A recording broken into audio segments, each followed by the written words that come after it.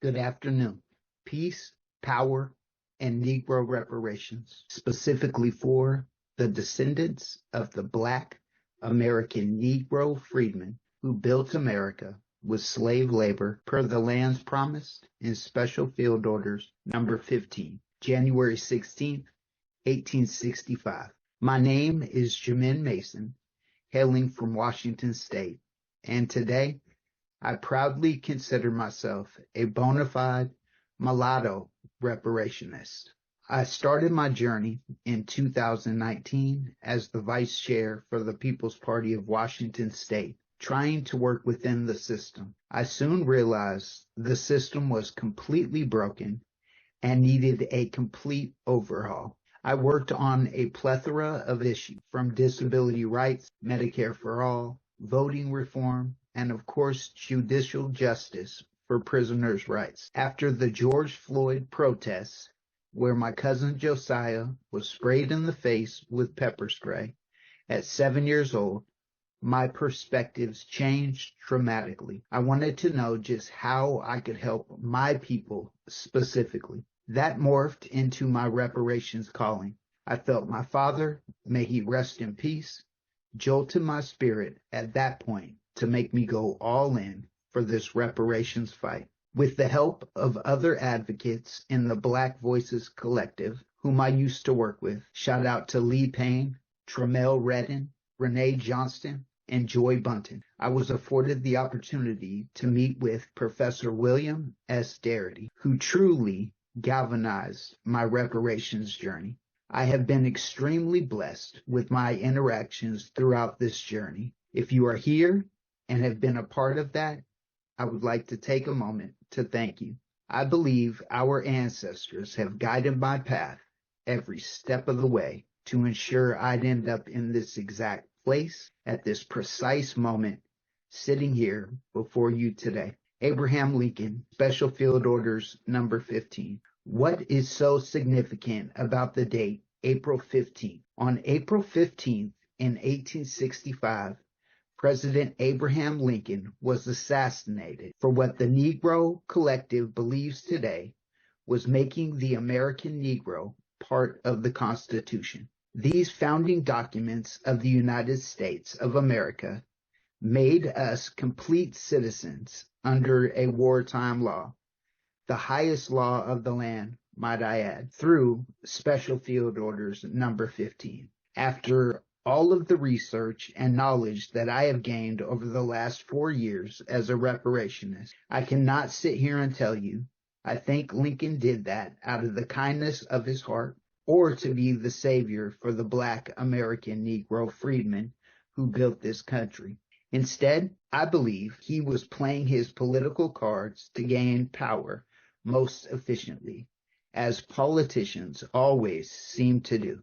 At the time, this was through the Negro community that had just won the Civil War for the Union Army, along with their supposed freedom. Those 20 Negro preachers who created Special Field Orders Number 15 were blessed with a foresight that I find utterly astonishing today in 2024. I say that because the protections and infrastructure they constructed through their Negro brilliance would have given us proper stability, protections, and guidance throughout all of these years. If the president who took Lincoln's place, one Andrew Johnson, had not struck down Special Field Orders Number 15, what would the United States look like today? And as if that wasn't enough, President Johnson, who had Confederate ties as a Dixiecrat, the same political organization that once coined the phrase, "the South shall rise again,"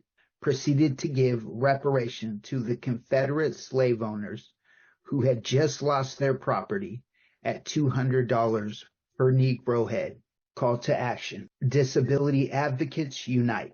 I have been confined to a wheelchair for the last 5 years due to my battle with multiple sclerosis. Don't you dare fix your mind on feeling sorry for my hard-headed self. After finally accepting my disability for what it was, I trained my mind to be the same fighter that I have always been since day one of my life. The outcomes today were much more positive than my old ways back in the day. That's for sure. When my advocacy was finished, people's lives always ended up being a little bit more livable, or at least they found their voice to demand changes as they saw fit. When I directed my newly found superpowers towards this mandatory reparations mission, I watched my advocacy literally move the needle. Yes, even from my wheelchair position. Today, I am encouraging all people with disabilities to speak up and to speak out, to be the change that you would like to see in your local community. The empowering feeling of helping others in a similar position is genuinely priceless. And the sooner you step out onto the limb to try it, the sooner you'll witness the world around you change for the better. To the Black American Negro freedmen with disabilities, I have to be a little more blunt. We are literally in the fight of our lives to save the Negro across the country while forcing our government to pay the debt that's been owed for far too long. I send anyone with a disability who looks like me an open invitation to contact me personally, and I will put you on the correct path to extract substantive changes for our people, no matter where in the country you reside.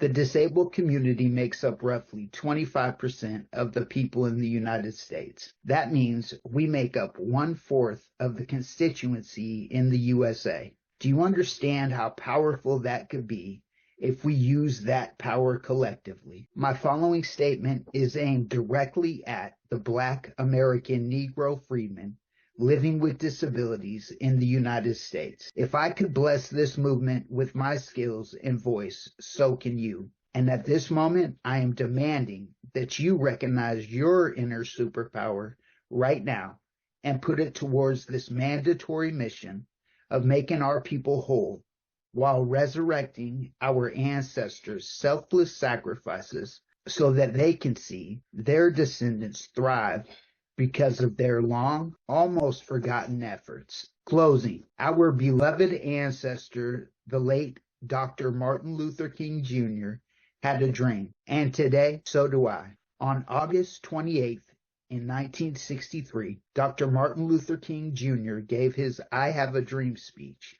Now today, on April 15th, in 2024, on the day President Abraham Lincoln was assassinated, in 1865, I would like to speak my dream to the world with dead set intentions, just as he did. I dream the heirs of the Black American Negro freedmen who laid the original foundation of this country with slave labor indeed get repaired through the same government that harmed them over the course of the last 400 plus years. Today's elected officials and others in power trying to disseminate false information or misconstrue the stories that go along with the Black American Negro freedmen's struggles remind me a lot of a deer stuck in headlights. The fear and reality of the horrors that you put our people through are coming to light